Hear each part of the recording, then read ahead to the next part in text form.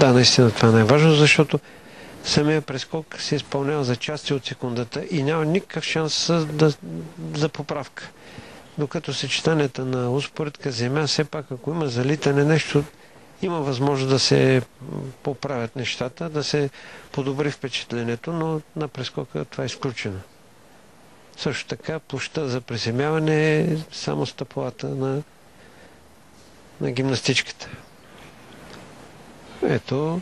Две от най-добрите гимнастички. Да. Представителки на руската школа, едната за Германия състезаваща се, другата за Украина. Помагат си в подготовката на уреда. Чусовитина и Кошич, това са двете състезателки. Не на празно оператора спира вниманието ни точно на нейното изпълнение. Като казахме, елегантна и най-добрия уред е успоредка. Сега ще имаме възможност да го Сами видим. ще видите с каква амплитуда и какво съчетание, дано да си го изиграе както го е подготвила.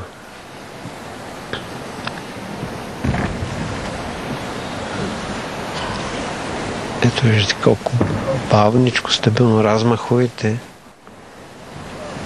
Амплитуда разкошна. Размахово напред. Още веднъж. Смяна. Ето от тук превъртен егер. Амплитуда разкошна. Прелитането от високия към ниския брус. И да видим отскок. Стъпално.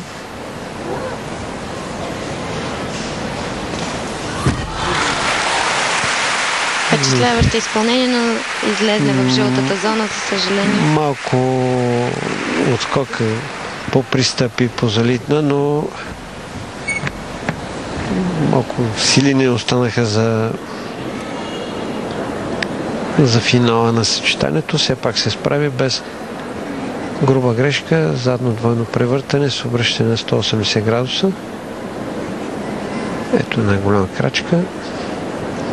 С пръстите настъпи жълтата зона, което е малко